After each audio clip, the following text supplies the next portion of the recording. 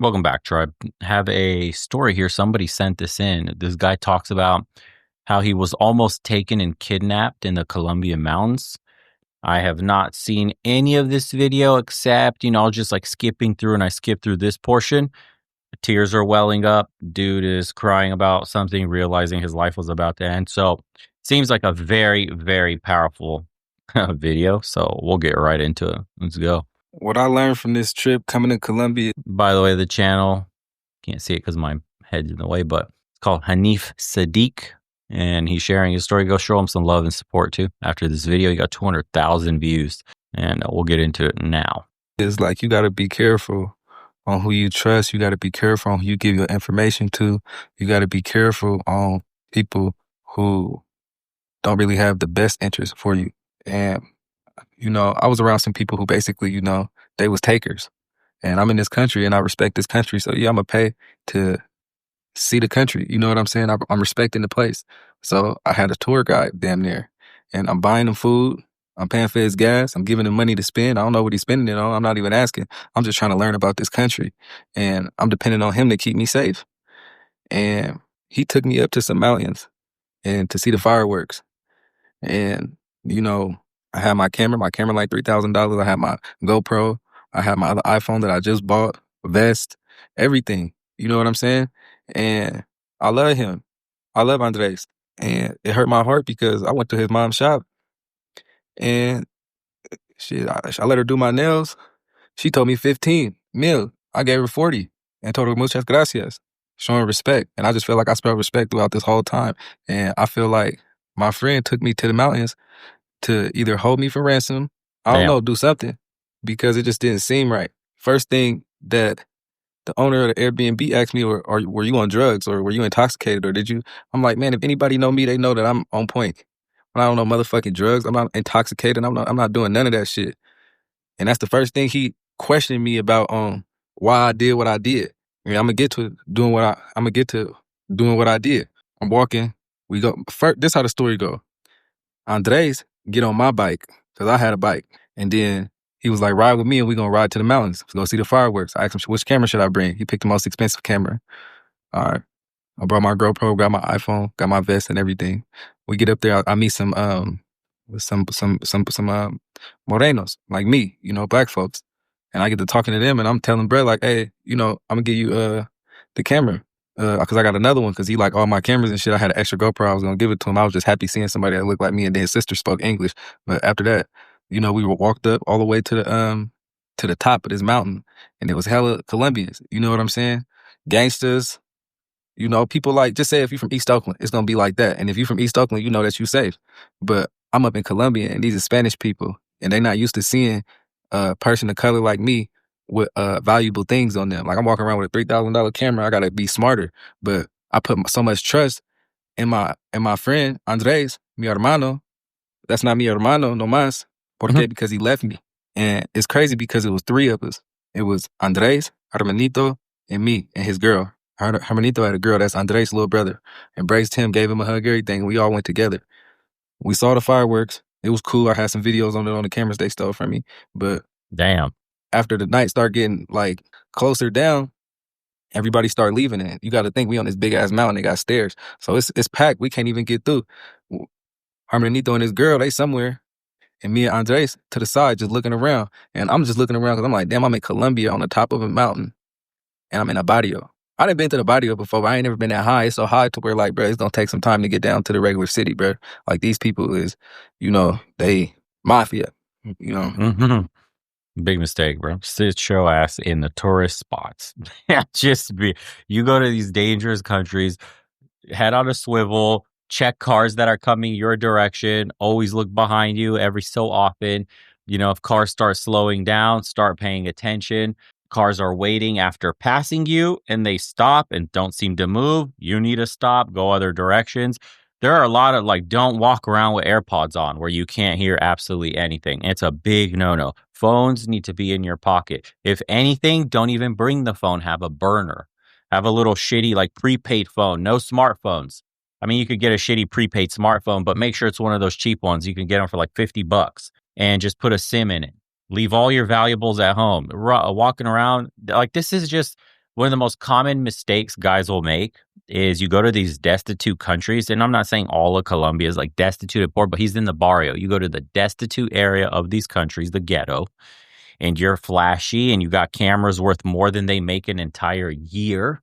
Just on one camera alone, you are going to get snatched up. They will try to take your life, rob you of everything, then literally dump your body off a fucking ravine, and they don't care. The cops, there is no tax base that keeps everything running smoothly. Corruption is everywhere. They could pay off a cop with $100 to go look the other way and pretend they couldn't find you, and you'll just disappear, rot away in the jungle, and no case will get solved and nobody cares. Some of these guys that are going into these very, very dangerous situations, maybe they do it with really good intentions, but you have to understand how predatory the world is outside the American bubble or just the West in general.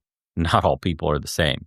And the extreme income variations, you're going to really see how animalistic people can be. I talk about like betrayal and all that stuff, thinking people have your back, the nice smiles, the brother will show you everything. Yes, welcome to the country. You know, oh, we're all friends here. Say hello to my brother. This is my cousin. This is my uncle. And the whole time you're getting set up. It's crazy. It happens. And I respect it. And I ain't got no problem, but I was just in the wrong territory at the wrong time. So I'm just telling people, like, just don't be in places you shouldn't be unless you prepare. And that's why I Mm, think a lot, because he prepared me to be physically fit to get away from these people. Because after the night we went up, took some pictures and shit. You know what I'm saying? And I took some pictures of everybody, his brothers, and I got to talking. And somehow Andres' friends was right there. And I remember meeting him at the, because he work on motos or whatever. And they all chilling. We chilling. I don't speak Spanish like them. Like, I speak Spanish, but you gotta go despacio. You gotta go slow so I could hear you and I could see what word match up with the verb. But they talking hella fast and in slang and stuff. They asking me questions and they talking about me. I don't know exactly what they're saying, but they wasn't saying friendly things about me. You know what I'm saying? They all laughing in my face. mm. And so I'm just chilling. I'm just being respectful. I'm in their country. I'm in their barrio. I don't want no problems. I came with Andres. I just came to see fireworks. These motherfuckers get to ask me, oh, you want to snort some coke or you want to do this? I'm like, bro, I just smoke weed. You know what I'm saying? And then he like, this what we all do, basically. And he saying this in Spanish to me. And he like, if you fucking with us, you got to fuck with this. And before, Andres, a couple days before, he asked me, do I snort coke? And I told that nigga, nunca, nunca. Yo amo mi alma, mi respeto, mi cuerpo. That's what I told him to his face. I'm out here standing on principles. You feel me? And it's like, how you can't respect somebody like that? So long story short, Andres, You can't say you respect your body, but also smoke weed, brother. Just got it. I had to say that one. he with his friends, right? True, it ain't coke, but vice is a vice. Your lungs don't appreciate it. I'm with them. We all walking. And I tell Andres, like, man, I'm ready to leave. This is coming as the next smoker myself of a ton of weed. A lot. I was in that business. I was dabbling in there. You feel me? He taking hella long. They all, he get to walking away texting. I'm looking. His friends looking at me, trying to keep me occupied. But I'm like, shit, I'm trying to get up out of here, bro. I'm at the top of a mountain on a barrio, and we still got to walk hella far to get back down to even the bike. And I just thought, I'm like, bro, I'm in narco land. Like, I'm up here like where they got it going on pretty much. You know what I'm saying? I'm like, fuck. I start seeing niggas who high as fuck off Chris, nigga, coke, nigga, everything. So I start walking. I'm walking past everybody. And then, they all know each other. So this shit regular to them. It's not regular to me to be around a whole bunch of Colombians who are not really in the high class. You know what I'm saying? Niggas mugging me. Niggas looking at my camera. Niggas barking at me and shit. You know what I'm saying? I'm like, man, this shit crazy. So I'm trying to get down. Andres told his little brother to leave with his girl. So I walk away. I said, bro, we not going with them. He said, nah, it's late. We're going to let them go home. Red flag. I'm like, damn, we all came together. Why we not leaving together? But he want me to stay with him and his friends. You feel me? Y'all Mm. putting that shit together? These niggas trying to kill me, bruh. I'm like, damn, I'm all the way up here. I got all this shit on me. Nigga, they just gonna take it and kill me.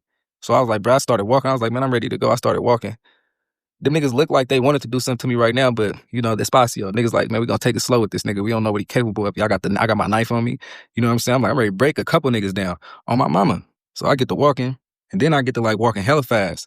Then niggas start doing a little whistle. The niggas started doing little whistles. I was like, fuck, man. Heart started beating hella fast. I'm in Colombia on the top of a mountain.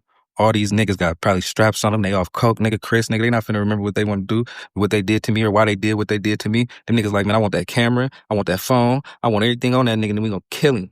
And I'm like, there's no way if they get me like surrounded or or like barbaded, that I'm gonna be able to get out. So I start walking like along the edge of the mountain. But let me tell you, all these people that was following me was sitting still at first. You know what I'm saying? Like they was just chilling. But as I'm walking, shit, niggas looking at me. I'm looking at them. I'm walking. Then I'm looking back. I don't see Andres. Then I see his friend talking about, "Hey, come back, come back." I'm like, "Nah, I ain't coming back." I kept walking. Then I came back a little bit and I was like, "Where Andres?" Nobody said nothing. One nigga came up, tried to touch me, broke him down, got up out of there.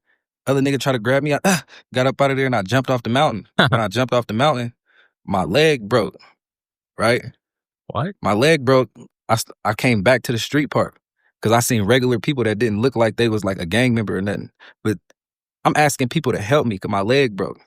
A nigga ride past me with his bitch and was laughing and said, "Stupido." Another lady walking with her kid, basically shaking her head like, "Muerte." That mean death. You feel me? His friend come running after me now, and I'm running away from him on one leg, jumping. And then the nigga grabbed me. When he grabbed me, I fuck up off me, nigga, but I fell because my leg broke. So I clipped my leg back into place so I could kind of like at least The lean a hell? little bit of weight on it, but use all the weight on my left leg. And I got to running again, and then my shit snapped again. And then I had to straighten my shit out again. So I was like, fuck, whatever I could do. And I seen the gate, and I knew these niggas couldn't hit this gate. I ran past one nigga. I hit the gate, bop. Went to the other one. That's why I got all these scratches. They had that little barbed wire. I jumped over the first barbed wire, but it was another one. Then I got through the other one. I just ripped it. That's why I got all this shit on me, all this shit like this. And I'm Damn. up out of there. Damn, those are pretty fresh too. So this didn't happen to a long time ago. And I'm like, damn, what I do? I'm panicking. I start taking off my clothes. I took off my clothes. I threw something this way. I threw something that way. I threw something that way. And I ran the direction to where I didn't throw none of my clothes at. And then I threw and then I took off my shoes, threw that shit. That's smart. That's quick thinking smarts right there. That's good. That's smart. Wow. The last thing I had was my camera, and I was like, fuck, these niggas want this, they gonna stop and look at this shit. And I said on my camera, but they trying to kill me. That's what I said. And then I threw that motherfucker. And then I ran. And then somehow, bro, I got to this orchard, and it was like a ditch, and it was like, damn, they got all this shit like a booby trap. You feel me? I don't know if it's for animals or people, but it's a booby trap, and it's barbed wire everywhere. So I gotta go through all the barbed wire. I'm climbing up a fucking building. My leg is broke. I'm on the top of a fucking roof, and I get to this house. It don't look like nobody in there. I'll show y'all a picture of that. And I go in the house, and I go get a knife because I see like, damn, this shit in here. And then I was like, damn, is anybody in here? And when I looked in the room, it was somebody asleep. So I turned around hella fast. I was scared that my leg snapped again. Bop! And I fell down. And then he was like, hey. I got up, ran outside. I used one leg and did a double jump, and then got on top of the roof and pulled myself up real quick. I don't know how I had all this strength by a lot, bro, but I did it. Adrenaline. And I pulled myself up, and I had my hair, and it was hanging. And then I seen a dude coming, and he had a machete. He was like, hey, anybody, like basically anybody here, like, oi, oi, oi, Latins, they Latin, so they gonna say something in Spanish. But I was like right over him. Just say if somebody like right over somebody, like I could see him, but he ain't looking up. My hair was hanging. And I was like, fuck, they gonna see me. So I was like, man. And I just started thinking in my mind, I'm like, you know what? I already know what to do. I'm like, this is my energy. This is how I'm gonna save myself. I start cutting off my hair, and I start putting it in a pile. And I was putting it in the pile, and I let it pile up till all my hair was gone. And then I just basically said, God, make me invisible. God, make me strong. God, make me smart. God, send me help. I need help. I'm on top of a fucking roof in Colombia in a barrio. I need help.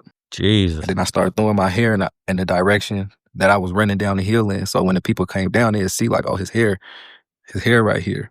So I started, and then I threw them all. And I felt like that was my protection because from then I spent the night there. It was like 3 stalls. I spent the night in the second stall first, and then I got up and something told me to move to the third stall. But when I stopped, like I said, I just was listening to God, and God was like, just be still. I got you. Be still. I got you. I promise you. By Allah, I was like, be still. I got you. So I was still. Nigga, on my mama, nigga. Start thinking about my sister. Start thinking about my granddaddy, everybody. I'm like, fuck, nigga, I'm in Colombia, nigga, finna get, nigga, you feel me? So I'm like, shit. So I'm like, I'm listening. I'm hearing people looking for me. They got dogs and shit. Damn.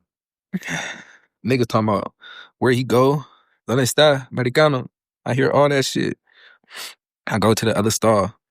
Like probably like when the crows start going, and then the people who was announced, they came out and start working. But all day, they never came to that third stall. So I started building barricades because I had buried myself under a lot of things, and then put a cover over the things, and then put some wood over that. So all day I'm hearing these people come in and out, do their laundry and everything. And then Andres was talking to somebody who was basically like a neighbor of them and was asking about me. Was like, hey, have you seen this dude? Some, you know what I'm saying? And I'm like, I don't know if it was Andres, but the people around the barrio heard about American running away, you know what I'm saying, into the mountains. So long story short, I'm there, ain't got no water, food, nothing. I'm out there for like 2 days. You feel me? And Damn. I'm like, man, I'm praying the whole time too. Like I got up, I did Fajr. I didn't get to do my rakats, but I sat there and said the Al-Fatiha, and I said, cool. And then the second prayer I did was, Bismillahirrahmanirrahim, Allahu Allah, Sama, Nami, Nami, Nami, Kufu, I mean. And then I just waited. I was patient. Like God said, this your test. Like be patient. And I was patient. I didn't do nothing. And then I was getting up back and forth because my leg was broken. I needed to stretch it out and it was uncomfortable. So every time I felt like nobody was around, I get up, stretch a little bit, and I didn't really have no energy to get down this mountain. So I chilled. And for some reason, the people house who I was like hiding behind, they never came to that third stop. So I kind of thought that they knew what was going on and they just didn't want to tell on me. And then the day passing, and then gracias a Dios, Roberto, Jason, that he came and took a piss in that third stall. He didn't even see me. I'm the one who moved and made him see me. But I was like, that's an old man. And I had seen him fixing the gate. You know what I'm saying? Earlier. So I was like, man, he cool. He'll probably help me. And I was like, hey, por favor, yo tengo mamá, yo tengo papá, a familia, niños, niñas, hermanas, por favor, necesito ayúdame. Necesito ayúdame. Shh, no habla nada. Por favor, they looking for me. That man saved my life. I feel like he saved my life because I'm like, at the end of the day, I didn't feel comfortable with the people that I was with because no friend is going to leave a other friend around friends who are basically not Plotting on you. respectful or just Yeah. like into shit. Like I never had my friend from overseas and bring him. Jerry came with me to the Dubs, bro. And wasn't nobody even thinking about touching Jerry. They welcomed him because, and that's all I got to say. I love Colombia. I love the people in Colombia. Colombia is a beautiful, beautiful cultured place. It has many great aspects. It has amazing views. It has But amazing but weather. It has amazing service. You know what I'm saying? It's beautiful out here. The people are gorgeous. You know what I'm saying? But tell them the truth. I just got put in a situation that I should have been a little bit more smarter. My mama told me, be careful. I'm feeling that you are not safe. And I need to listen to my mama. I admit. And it's like my mind be so stern and so stuck on I'm gonna do what I want to do and I'm gonna get through it no matter what. That's not always the best way to go about it. Sometimes you gotta. And you'll be stuck on a roof waiting 3 days thinking about your mama. You get in these precarious situations. In comments, I mean, it'll tell you everything you need to know right here. As a Brazilian that came to the U.S., I think it's stupid in most cases to Americans and Europeans to move to Latin America. People are fleeing these countries because of violence, poverty, corruption, bad infrastructure, bad economy. Colombia is actually the number one most dangerous country in South America right now. And the U.S. just made a statement for American tourists to be careful when they go to Colombia. And then there's Mr. Chad that thinks he's smart because he moved to Medellin or Rio just because the cost of living is cheap and the girls are hot. SMH. Yeah. Comment response. And they're not listening to you. Like they said, they think they're smart instead of taking the opportunity to have in the US. Yeah. That's a crazy ass story. I wonder how many dudes were in such situations and didn't make it to tell their side of what is going on. Can you imagine how many? Because we have a bunch of cases, a ton of people just go missing and shit. Listen to this one. My husband's friend was killed over there. He had been living there on and off for many years. It's so crazy because we feel like we knew how to handle, or he knew how to handle himself there. But I guess when they want you or when they want what you got, they will come for you. Stay safe. Yeah, look, as a Colombian American who's lived both in Miami and 5 years in Colombia, I just want to say thank God you're alive and how foolish of you. If I were your friend, I would have told you absolutely under no circumstance should you go out after dark. We come from first world countries with first world problems like how we can thrive, as opposed to them who have third world problems like how to survive. That's such a huge mental shift Americans really don't understand until they live overseas. Colombians live by a saying, El vivo vive del bobo, meaning, the smart live from the dumb, in conjunction to another saying, no dar papaya, meaning don't flaunt your shit, asked to get robbed. Jesus. That's the way of life there. And for any of those reading this, now that you know better, Do better. Be safe. Yeah. Another comment says, finally, foreigners like you are talking about the extremely scary experiences and not sugarcoating the dangers and violence still present in South America. Yeah, I do remember all the other stories. Well, remember that one German guy? He was begging for, I think he needed help. He was begging for money and stuff. He had gotten robbed. He took two girls. He was like, two hot chicks, wanted to hang out with me. Red flag number one. Asking to go up to his apartment right away after meeting him. Red flag number two. And then they started eating and having a good time. He goes to the bathroom, I guess. He got scopolamine or whatever. They spiked his drink. He didn't know. And luckily, dude ended up waking up, but not before they got into his phone, his laptop, right? He had Face ID set up for everything. So while the dude's knocked out, they authenticate all his accounts with his face, drain his crypto accounts, drain his bank accounts, rob him of every like ounce of cash he had, all his goods, including his passport and everything. So he was like essentially stuck there. And his story is one of many. These typically come from Colombia, but there's other countries that aren't safe around the world, or countries that seem safe but have very dangerous areas in particular. Think like Philippines and I believe it was Mindanao or whatever. I mean, more guys that live in the Philippines will tell you exactly what's what, where to go, what not to do. But in general, man, I covered actually this passport bro topic, oddly enough, yesterday with the private community. It's on the second channel, Bo Refek, and it's talking about, the passport bro fantasy, and it gets into not just this is very dangerous. It's using an example of, I would say, danger and the dangerous situations you could be in, but also the bureaucracy we were talking about, also the women that are predatory potentially. Like, you'll go overseas just to meet a beautiful woman, and typically the women that are into foreigners specifically are not the actual women you want to be meeting when you're going overseas and looking for something more traditional. It's we got into that conversation. I don't even know how long it was. I think the video was like 30 plus minutes, but I kind of go through some points, things that I've learned being overseas as long as I have, and what I've heard and talked with a bunch of other guys that have already been overseas for multiple decades. So the reality is often a bit different than what you see over on YouTube here. The flashy lifestyle, the beautiful women, the party atmosphere. It's always sunny, always beautiful palm trees everywhere, and life seems like a movie. And, for some guys it is, but there's some nuances underneath that to make that life sustainable. So passing through and partying and making it look like that's your everyday life, really easy to do on a video. But long term, it's a completely different beast. So we'll kind of get into that, but sucks that he went through this. Luckily, blessed to be alive. Tell the story, and hopefully, more guys learn, because you can read all the comments, man. It says, I was born and raised in Medellin and lived there during the Escobar years. That guy took you to the comunas, probably. Those neighborhoods are high up there, are ghettos, extremely dangerous. The locals in Medellin don't even go there. Colombia can be a very beautiful experience if you don't go in search of women online or looking for drugs. Unfortunately, that's why it's one of the most popular places to go. Nobody's going for the fucking mountains and the architecture. There's a reason guys are going to Colombia. So, yeah.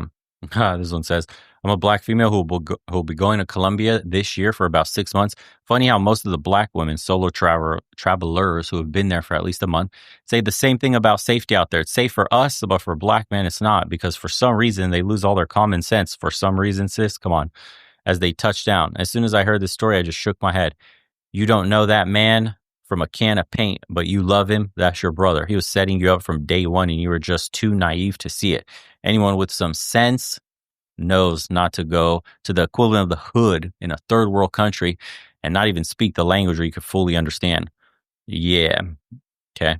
Well, hey, it's like a buffet platter where you go overseas, especially when the access to it is so cheap. And it's known as an open air brothel, essentially, in Medellin. And guys will dabble and dip their sticks in the wrong side of town, and then he won't be the last that this happens to, unfortunately. And it's like I've been telling you guys. For some reason, we know the reason. Once the guys touch down, they lose all sense. It's true what that woman said. They forget the red pill. They forget everything. They think all the attraction is authentic and real, the attention, and that their life's going to change. Going overseas will move the needle on who they are.